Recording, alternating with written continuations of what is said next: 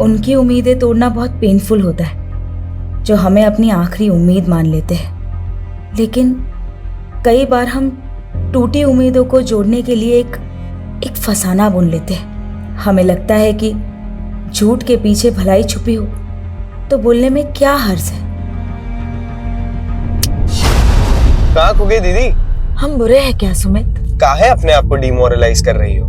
Richa Mishra is the best.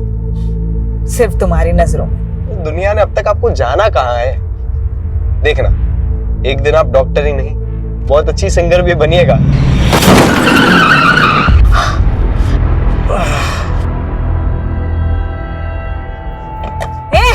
दिखता नहीं है क्या? ओ हीरोइन, लड़की हो ना इसलिए शांत है, वरना तो झापड़ लगाएंगे ना। चल सॉरी बोल और निकल। हम सॉरी बोले? चिल्ला तो ऐसे रही है जैसे किस मांग लिया इससे। ये क्या कर रही हो? हमारी ना खोपड़ी कर साली नहीं ना देंगे, पता है मारे यहीं पे सील देंगे। चल चल पुलिस आई, चल ना चल, देखते बाद में उसको। बैठो ना यार। ये चाकू दिखा रहे थे। नहीं अरे बैठो ना।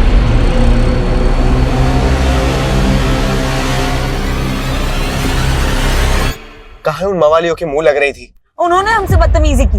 अरे उनका तो काम ही वही है, जुआरे है वो लोग। पीछे कंपनी बाग में इतना बड़ा ग्रुप है उन लोगों का। ये तो हवलदार आ गया, वरना 2 मिनट में पूरा गैंग खड़ा कर देते। हम ना फ्रस्ट्रेट हो चुके हैं सुमित, कुछ सही नहीं हो रहा है हमारे साथ। शांत हो जाइए दीदी, सब ठीक हो जाएगा। पहले तो अपना हुलिया सुधारिए, घर पे सब वेट कर रहे हैं आपका।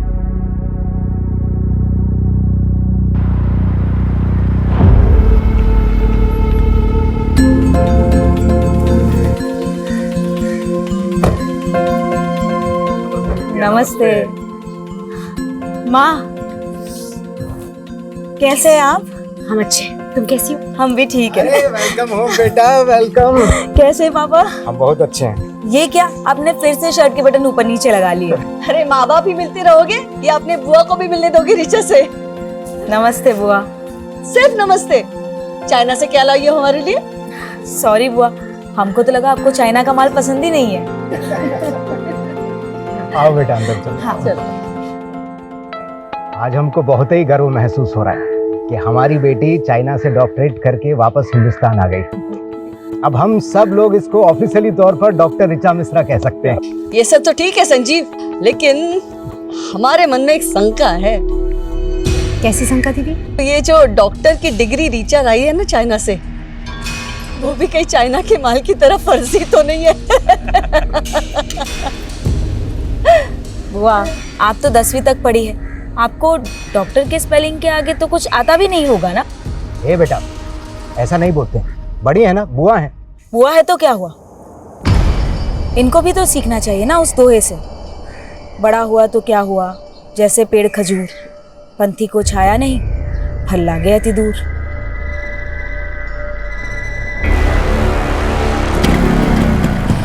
चलो बाय पिंकी, बाय।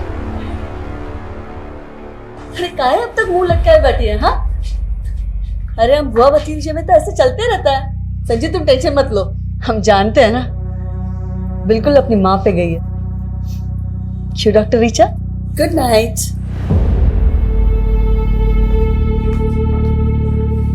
चार साल में पूरा पटना बदल गया, लेकिन ये वैसी की वैसी ही है। अरे छोड़ो, हम तो ध्यान ही नहीं देते हैं, एक कान से सुनते हैं और दूसरे से निकाल देते हैं। सीमा, तुम ऐसा बात करोगे तो बच्चे कैसे इज्जत करेंगे दीदी की? इज्जत पाने के लिए ना कर्म करना पड़ता है, और आपका तो आदत है अपना बहन का गलतियों पे पर्दा ढाकने का। भूलो मत, हम दीदी के ही घर में रहते हैं। तो हम कहे थे गांव से यहाँ लेकर आने के लिए, गांव में था ना अच्छा खासा मकान, लेकिन नहीं, आप 28 साल से यहाँ दीदी की सेवा में लगे हुए हो। तो दीदी को क्या बेसहारा छोड़ दें? जानती तो 22 साल की थी कि विधवा हो गई। बहुत दे दिए सहारा, अब अपने बच्चों के बारे में सोचिए।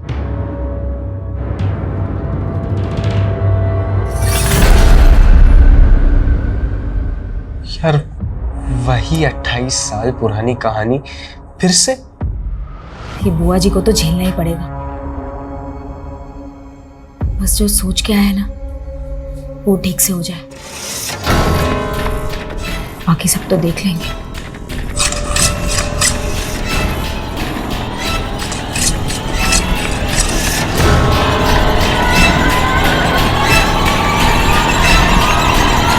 जब से ऋचा ने डॉक्टरेट पूरा किया है ना, हमारा तो मान ही बढ़ गया है। पता है सब लोग क्या कह रहे हैं कि एक मामूली नर्स ने अपनी बिटिया को डॉक्टर बना दिया। अरे वाह, बड़ा दुलार आ रहा है माँ बेटी में। हम आते हैं। हमको देख के ऐसे भाग गई जैसे नेवले को देख के सांप। हेलो। हाँ मैडम, अरे आपको बोले तो थे कि आपका वाईफाई राउटर खराब है, तो थोड़ा तो दिक्कत होगा ना। आप तो कल सुबह आ जाते हैं ना। फिर आप चलिए, ठीक है। पापा, वो एक कस्टमर के यहाँ जाना पड़ेगा। और सुमित, हमको भी हॉस्पिटल जाना है, बाइक से हमको ड्रॉप कर दो। ठीक है, चलिए हम आते हैं। हम क्या आए, सभी चले गए। दीदी, हमें आपको कुछ कहना था। बोलो ना। दीदी, बुरा मत मानिएगा, हमसे जितना बन पड़ा आपके लिए हमने किया, पर अब क्या है ना, बच्चे बड़े हो गए हैं, सबको अपना प्राइवेट स्पेस चाहिए। तो तुम हमको छोड़ के जाने की सोच रहे हो? अरे दीदी, आपसे दूर थोड़ी ना जा रहे हैं, रोज आपसे मिलने आएंगे। जाओ जाओ ना, लेकिन सुमित हमारे साथ रहेगा। लेकिन दीदी, पर कहा है हमने तुमसे, सुमित हमारे साथ रहेगा।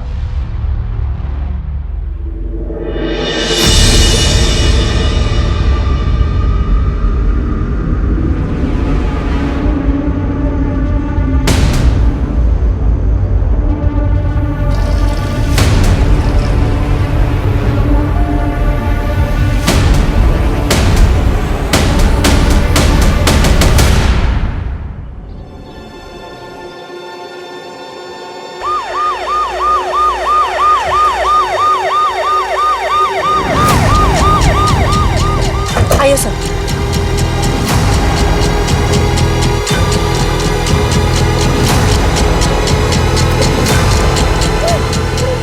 सभी केयरफुल। सर, पैरों के निशान को देख के लगता है कि 2 से ज़्यादा लोग होंगे। कोई गैंग तो नहीं? अगर कोई गैंग था तो घर में दाखिल किस मकसद से हुआ होगा? क्योंकि घर की हालत देख के लग नहीं रहा कि कोई लूटपाट हुई है। फुटमार्क्स घर के मेन डोर की तरफ जा रहे हैं, तो क्या वो मेन डोर से घर में दाखिल हो गए? सर, कुछ समझ में नहीं आ रहा, किसने हमारे भाई के परिवार के साथ ऐसा किया होगा। आप भी यहीं रहती हैं? जी सर, हम वो लास्ट वाले रूम में रहते हैं। हमारे भाई का परिवार बाकी के सारे रूम में रहता है। रात को आप कहाँ थे? सर, अपने रूम में थी, सो गई थी सर। तो इतना कुछ हुआ, आपने कुछ देखा नहीं, कुछ सुना नहीं? सर, आपने घर में चेक किया कोई कीमती सामान, ज्वेलरी या कैश मिसिंग हो? आपने फैमिली को आखिरी बार कब देखा था? कल रात को सर, हमारी भाभी नाइट शिफ्ट के लिए जा रही थी हॉस्पिटल में, सुमित उन्हें छोड़ने गया था। लेकिन घर के अंदर तो 3 ही लाशें। आपका भतीजा सुमित कहाँ है? क्या वो नहीं था? हमें तो लगा उन्होंने सुमित को भी। आपने सुबह से सुमित को नहीं देखा? सर, अपनों को मरा हुआ देखा जाता है क्या? हमारी सांसें ही भारी हो गई थी, हम तो बेहोश ही होने वाले थे, तो हमारे माली ने हमें संभाल लिया। आपने बताया कि आपकी भाभी सीमा और सुमित रात को ही निकल गए, तो फिर सीमा हॉस्पिटल से वापस कब आई? हमें नहीं पता। सीमा कौन से हॉस्पिटल में काम करती है? Saint John. आपका भतीजा सुमित करता क्या है, और कल रात को वो कहाँ गया था? सर, वो वाईफाई का काम करता है, लोगों के घर में इंटरनेट कनेक्शन लगाता है। कल भी किसी क्लाइंट का कंप्लेंट कॉल आया था उसे, इसीलिए वो चला गया। फोन लगाइए जरा सुमित को। The number you are trying to call is currently switched off. Please try again later. Switch off आ रहा है। सर, हमें सर, हमने सुमित की माँ के हॉस्पिटल में चेक किया। सुमित ने अपनी माँ को वहाँ रात 9 बजे ड्रॉप किया था, लेकिन उसकी माँ रात को 1 बजे अचानक नाइट शिफ्ट बीच में छोड़कर चली गई। क्यों? सर, सीमा की कलीग का कहना है कि उसके घर से एक इमरजेंसी कॉल आया था और ये कॉल उसके हस्बैंड का था। ऐसी क्या इमरजेंसी थी? सर, क्राइम सीन पर किसी भी विक्टिम के फ़ोन भी नहीं मिले। समझ में नहीं आ रहा है कि संजीव ने सीमा को कॉल क्यों किया था रात 1 बजे। उस रात सुमित को भी उसके किसी कस्टमर ने कॉल किया था ना? हाँ सर, उस कस्टमर से भी बात हुई मेरी। उसने बताया कि सुमित रात 11 बजे अपना काम खत्म करके वहाँ से चला गया। तो क्या उसके बाद सुमित घर वापस आया होगा? सर, मैंने सुमित के बारे में इन्फॉर्मेशन निकाली तो पता चला मुरारी नगर थाने में 2 साल पहले उस पर अबैटमेंट ऑफ सुसाइड का केस फाइल हुआ है। सर, 2 साल पहले की बात है। शंकर नाम के एक आदमी का भी इंटरनेट कनेक्शन का बिजनेस था। उसके छोटे भाई संकेत ने सुसाइड किया था। सुमित पर आरोप था कि उसने शंकर के क्लाइंट्स हथियाने शुरू कर दिए थे। इसी वजह से उन्हें बहुत नुकसान हो रहा था और इसीलिए संकेत ने सुसाइड कर लिया। सर केस में कुछ दम नहीं था, इसीलिए सुमित बरी हो गया था।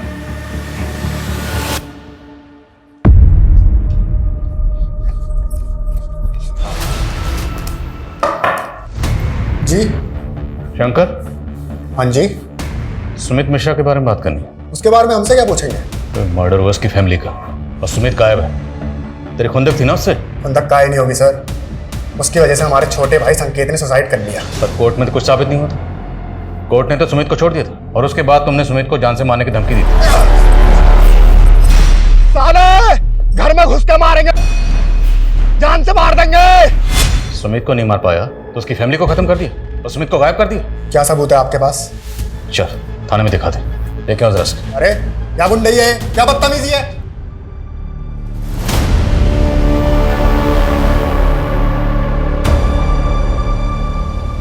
लाइए मैडम, हम साफ कर देते हैं। चुप रहो तुम, किसी काम के नहीं रहे। जरा सा भाव क्या दे दिया, सारे काम अधूरे छोड़ रहे हो। 2 दिन से पौधों को पानी दिया? मैडम यहाँ पे डेथ हुआ था तो हमने सोचा कि तुमको मालूम है पौधे जब मरते हैं ना तो गाली देते हैं। अब क्या उनकी हाय दिलवाओगे? अरे देख क्या रहो, जाओ ना पानी दो।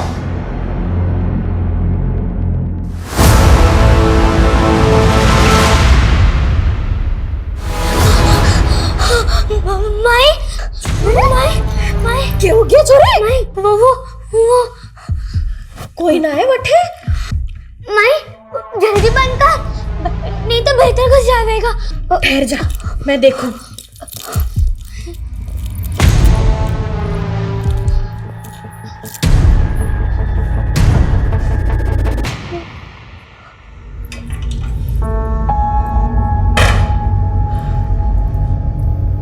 कुछ ना है छोरी, हरा भरा में। माई बहुत बुरा है वो, मार डालेगा मारे को। कुछ ना होगा लाडू, चिंता मत कर। थारी माई है ना, कुछ ना होगा थारे को। ये संजीव मिश्रा प्रोफेसर था, 1 साल पहले रिटायर हुआ। उसकी बीवी 20 साल से वर्किंग वुमेन थी, तो दोनों मियाँ बीवी की मिला के अच्छी खासी इनकम होगी। फिर भी ये दोनों संजीव की बहन के घर पे रह रहे थे, जबकि पटना में खुद का घर है, लेकिन वो घर इन्होंने किराए पे दे रखा। आखिर ऐसा क्यों? सर संजीव की बहन काफ़ी छोटी उम्र में विधवा हो गई थी और इनके आपसी रिश्तों में अभी तक कुछ बुरा सुनने को नहीं मिला है। शंकर की क्या अपडेट है? सर इंक्वायरी चल रही है, लेकिन उसे सिर्फ शक के बिना पर और अंदर नहीं रख सकते। जाने दो उसे, लेकिन नजर रखो, हो सकता है उसी ने सुमित को जानबूझ के गायब किया हो ताकि हमारा शक सुमित पे बना रहे। जी सर। सर काम है? सर हमें बताया गया था कि ऋचा मर्डर से 2 दिन पहले डॉक्टरेट करके चाइना से वापस आई, लेकिन सर उसका सीडीआर कुछ और कह रहा है। सर ऋचा का फोन पिछले 6 महीने से पटना में ही एक्टिव था। मैंने इमिग्रेशन डिपार्टमेंट से कंफर्म किया, वो 6 महीने पहले ही पटना आ गई थी। व्हाट? यस सर, लेकिन वो 14 तारीख को अपने घर गई थी। और 2 दिन बाद उसका उसकी फैमिली के साथ कत्ल हो गया। आखिर ये चक्कर क्या है? और अगर वो 6 महीने से पटना में थी तो पटना में कहाँ थी? सर मैंने पता किया है, वो किसी डॉक्टर गौतम कश्यप के क्लिनिक में प्रैक्टिस कर रही थी। तो मिलते हैं इस डॉक्टर कश्यप से और ऋचा की फैमिली की एक एक डिटेल पता करो। शायद इस फैमिली का कोई ऐसा राज है जो अभी तक सामने नहीं आया। हाँ सर, डॉक्टर ऋचा मिश्रा हमारे अंडर में प्रैक्टिस करती थी। आप बताएं सर, क्या जानना चाहते हैं? डॉक्टर ऋचा मिश्रा का मर्डर हुआ। हाँ? कब हुआ सर? 16 तारीख को। उसे 2 दिन पहले 14 तारीख को वो बॉन्डिंग कॉलोनी में अपने घर पर पहुंची। उसके घर पर फंक्शन था, सबको यही लगा कि वो सीधा चाइना से डॉक्टरेट करके उसी दिन पटना पहुंच गई। सर 1 मिनट सर, आप कह रहे हैं पटना में घर? सर ऋचा ने तो हमें बताया था कि वो मसूरी की रहने वाली है। इवन 13 तारीख को हमसे कह रही थी कि हमें अपने घर मसूरी जाना है। लेकिन सबको तो यही लग रहा था कि वो चाइना से डॉक्टरेट करके आई है। आपके यहाँ कब से प्रैक्टिस कर रही थी? सर यही कोई 6 मंथ से। उसने हमें भी कहा था कि हम चाइना से डॉक्टरेट पढ़ के आए हैं और उसे अपॉइंट करने से पहले हमने उसकी डिग्री और डॉक्यूमेंट्स भी चेक किए थे। तो आपके पास उस डिग्री और डॉक्यूमेंट की कॉपी तो होगी? जी सर। डॉक्टर ऋचा मिश्रा की sir degree. Sir even joining के बाद उसने हमसे ये भी कहा था कि पटना में उसके पास रहने के लिए कोई जगह नहीं है, तो हमने यहीं क्लिनिक पे एक शेल्टर प्रोवाइड करवा दिया था। तो मतलब ऋचा ने झूठ बोला? हमें तो टैलेंटेड लगती थी सर। और आजकल तो स्टूडेंट सर यूक्रेन, चाइना और रशिया जैसी कंट्रीज में जाकर मेडिसिन डिग्रीज ले लेकर आ रहे हैं, तो हमें यही लगा था कि वो भी जेन्युइन होगी। तो आपने रिचा को ना सिर्फ नौकरी पर रखा बल्कि रहने की जगह भी प्रोवाइड करवाई। तो अकेली लड़की देखकर सिर्फ मदद की या फिर मदद से ज़्यादा कोई मेहरबानी की? आप कैसी बातें कर रहे हो? हमारा सिर्फ प्रोफेशनल रिलेशन था और कुछ नहीं था। मैं तो खुद समझ नहीं आ रहा कि उसने हमसे झूठ क्यों बोला।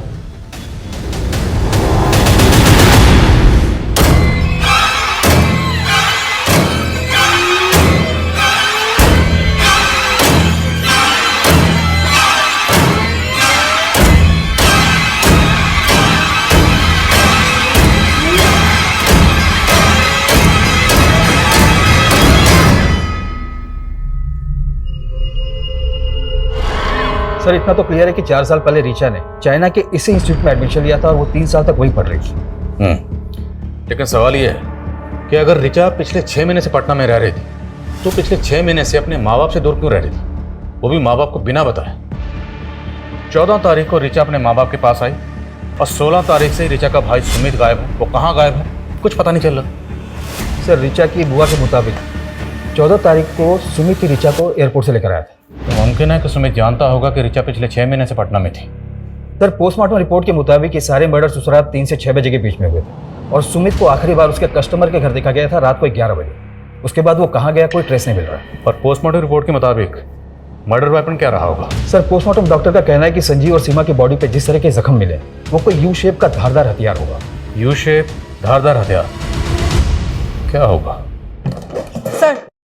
सर हम रिचा के मूवमेंट चेक कर रहे थे तो एक ट्रैफिक पुलिस से इन्फॉर्मेशन मिली है 14 तारीख को रिचा और उसके भाई की गाड़ी 2 बाइकर से टकराई। सर उन दोनों लड़कों ने रिचा और उसके भाई पे हमला करने की कोशिश भी की।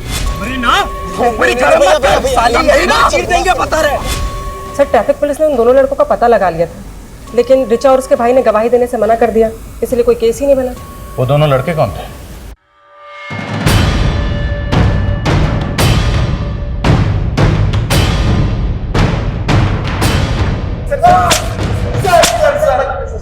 सर हमने किसी का मर्डर नहीं किया सर, हम तो बस वहाँ पे चोरी करने गए थे सर। चोरी करने गए थे? हाँ सर, वो भी उस लड़की के कहने पे। कौन लड़के? रिचा, वो डॉक्टर।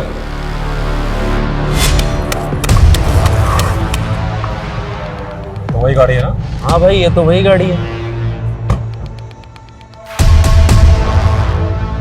तू यहाँ क्या कर रही है? तुमसे दोस्ती करने आए हैं।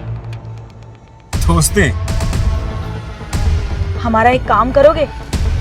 उस काम के लिए हम तुम्हें पैसे भी देंगे।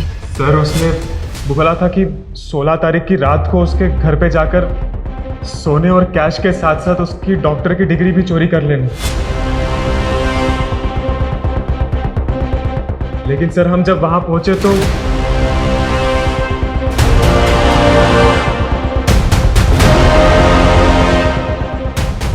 हम जैसे ही वहां पहुंचे वो पहले से ही मरे हुए थे। रिचा के साथ जो लड़का आया था वो लड़का कौन था? नहीं मालूम सर।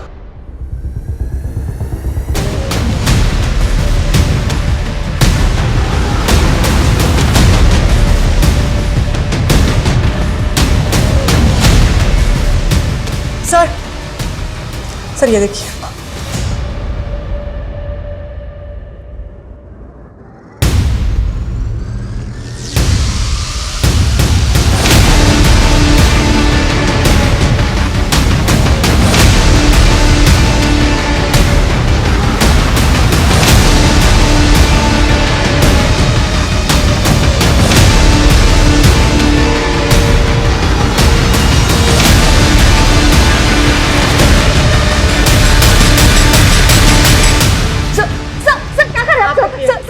क्या इसके पीछे?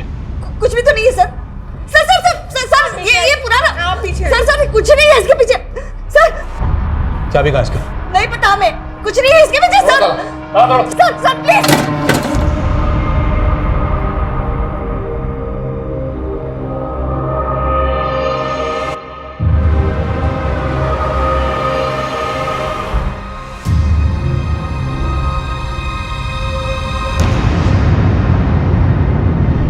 नहीं पता सर वो कंकाल उस कमरे में कैसे आया।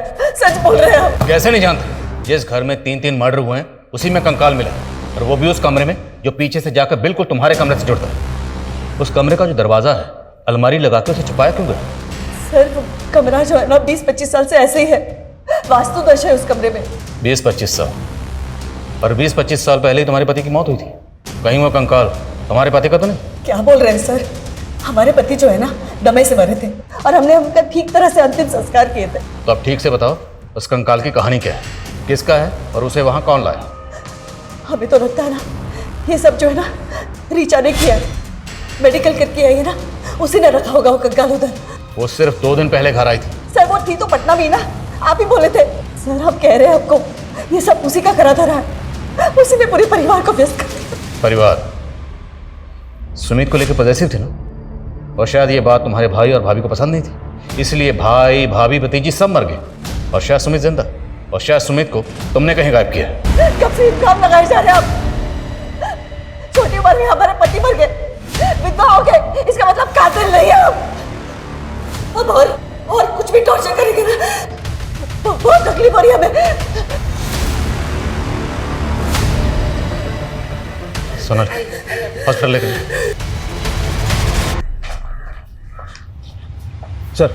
सर जय और प्रदीप ने इस लड़के की स्केच बनवाई है जो कि उस रिचा के साथ। सर मैंने रिचा के CDR को भी चेक किया, उसमें एक नितिन नाम के लड़के का नंबर मिला। सर ये नितिन की फोटो है और ये स्केच दोनों मैच कर रही थी। जय और प्रदीप ने भी कंफर्म किया कि यही वो लड़का था जो कि उस दिन रिचा के साथ था। सर हमने रिचा को पहले ही कहा था कि उन लड़कों से ऊटपटांग काम ना करवाए, पर उसने एक नहीं सुनी। और सर सच बताए तो हम उसके साथ जाना भी नहीं चाहते थे, पर उन लड़कों से उसे अकेले बात करने में बहुत डर लग रहा था, इसलिए हमें जाना पड़ा। तो जानता था ना कि रिचा ने उन दोनों को, प्रदीप और जय को, घर पे बुलाया था? सर सच बता रहे हैं, हम कुछ नहीं जानते।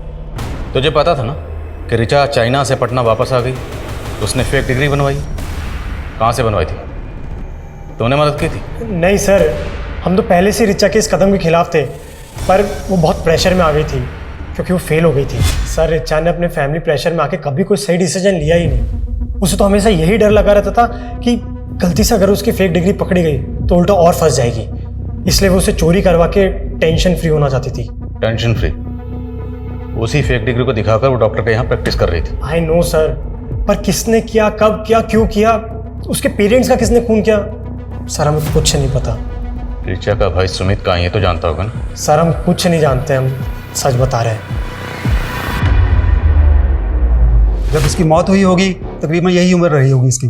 और मौत कब हुई होगी? यही कोई 5 से 7 साल पहले।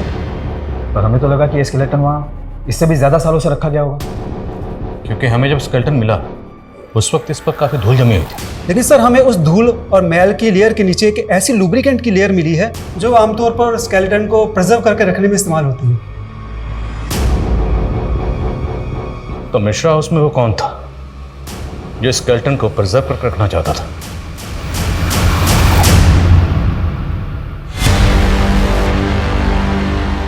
सर भले ही स्केलेटन को प्रिजर्व करके रखा जा रहा था, लेकिन किसी आम आदमी के लिए स्केलेटन का इंतजाम करना इतना आसान काम नहीं है। मैंने ऐसे केसेस के बारे में सुना है जहां पर कब्रिस्तान से स्केलेटन गायब करके उनकी खरीद फरोख्त की जाती है। सेन, आजकल इस तरह की खरीद फरोख्त डार्क वेब के जरिए भी होती है। डार्क वेब एक ऐसी काली दुनिया है जहाँ पर इलीगल हथियारों से लेकर हर तरह की इलीगल और बैन चीज़ों की खरीद फरोख्त होती है। सर इसमें तो साइबर सेल की एक्सपर्टीज है और ये सोर्सेज को ढूंढने में तो काफ़ी वक्त लग जाएगा। चांस तो लेना पड़ेगा।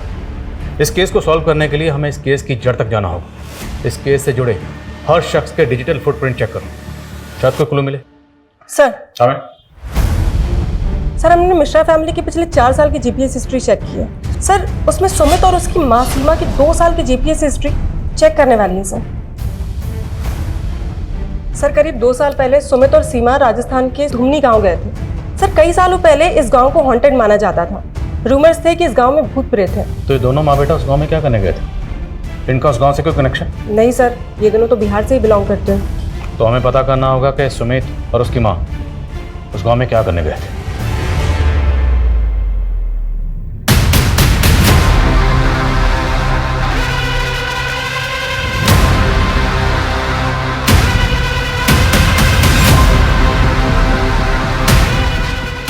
सर ये सरपंच की माँ है। सीमा और सुमित को इन्होंने आइडेंटिफाई किया। प्रणाम माता जी। सब मारे को अच्छे से याद है। वो छोरा और उसकी माँ यहाँ मारे को मिलने आए थे। माँ जी, गोमांती और लोमानी कहाँ रहते हैं बता पाएंगी तुम? अच्छे धन्यवाद। गोमंती और लामनी? हाँ साहब, वही गोमंती और लामनी जिनका भूत 50 साल से फिर रहे हैं। बड़ी अच्छी बेटा थी बेचारी माँ बेटी वैद्य जो कह लो, लेकिन गांव वालों को लगता था कि गोमंती काला जादू करती थी और फिर गांव में कुछ लोगों ने उनको मार दिया और उनकी आत्मा भटक गई। सर 50 साल पुरानी माँ बेटी की मर्डर की कहानी जो कि काला जादू करते थे। भला सुमित और उसकी माँ इस कहानी को इतने डिटेल में जानने के लिए इंटरेस्टेड क्यों होंगे? अगर देखा जाए तो इंटरनेट पे इस घटना के बारे में पूरी जानकारी होगी, फिर भी सुमित और उसकी माँ इस घटना के बारे में जानने के लिए पर्सनली इस गांव में आए, और वो भी इतने ब्रूटल तरीके से। सर इस क्राइम का ना ही कोई मोटिव समझ में आ रहा है और ना ही ये कि ये किया किसने।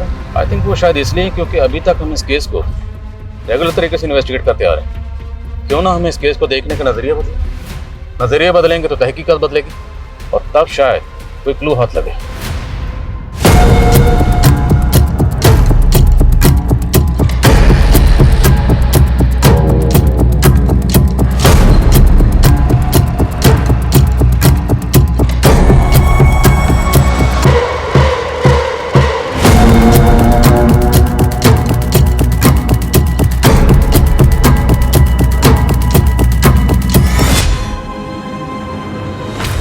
सर हमने सस्पेक्ट और विक्टिम से जुड़े सभी लोगों की लिस्टिंग की थी, लेकिन उसमें एक नाम ऐसा भी है जिस पर हमारा ध्यान ही नहीं गया, और वो है डॉक्टर गौतम कश्यप, जिसकी क्लिनिक में ऋचा काम करती थी और उसके घर का इंटरनेट कनेक्शन सुमित ने लगाया था। मतलब डॉक्टर कश्यप सिर्फ ऋचा को नहीं, उसके भाई सुमित को भी जानता था।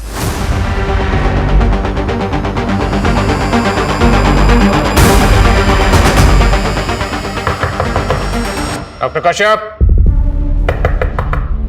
डॉक्टर कश्यप,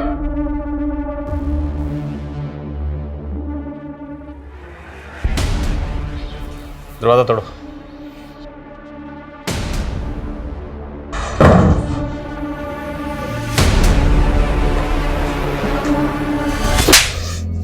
तुमने सुमित को फालतू कहानियां सुना के सुमित को हासिल करने के लिए तूने उसकी पूरी फैमिली खत्म कर दी। सिर्फ हमने ही नहीं, हमारी बेटी ने भी हमारा साथ दिया। जिन 3 लोगों ने 50 साल पहले हमें मारा था, हमने उन्हें मारकर अपना बदला पूरा किया है। गोमांती यानी हम और लामानी यानी तुम। ठीक 50 साल पहले 11 मई को हम दोनों मरे थे, और जिस दिन हम मरे थे उस दिन पूर्वा फाल्गुनी नक्षत्र था, और जिस दिन हम पैदा हुए उस दिन भी पूर्वा फाल्गुनी नक्षत्र ही था। और कमाल की बात यह है कि जिस दिन तुम पैदा हुए उस दिन भी पूर्वा फाल्गुनी नक्षत्र ही था। तो इस जन्म में तुम्हारे माँ बाप और बहन है। जी सर, हमें यकीन था कि वो तीनों ही हम दोनों के कातिल थे। वे तुम ना, वो डॉक्टर 1 नंबर का सनकी है, दिमाग खराब कर दिया उसने तुम्हारा। तो अपनी माँ को लेकर राजस्थान के गांव में क्यों गए थे?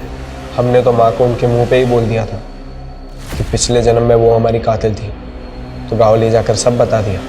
वो समझ बैठी कि हमें वही दिमागी जेनेटिक डिजीज़ है जो हमारे बाप दादा को थी,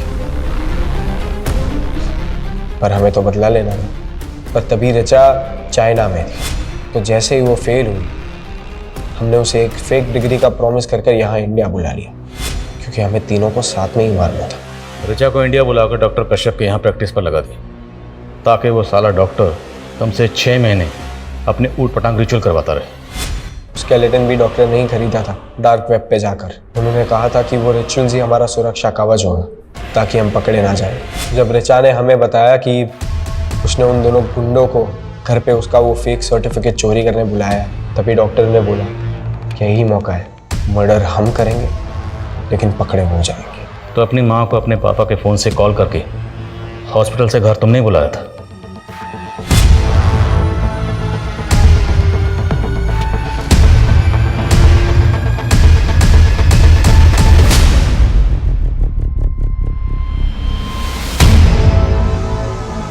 मार, सोच क्या रहा है?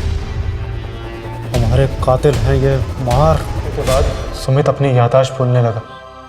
अगर कहीं भाग जाता तो, इसलिए हमने उसे कैद कर लिया। हम उसे बार बार याद दिलाते हैं कि हम उसकी माँ हैं और वो हमारी बेटी। सनकी, तूने अपने पागलपन के चक्कर में एक पूरी फैमिली को खत्म कर दिया। एक बच्चे को ऊट पटांग पास सुनाकर उसका पूरा फ्यूचर बर्बाद कर दिया तूने।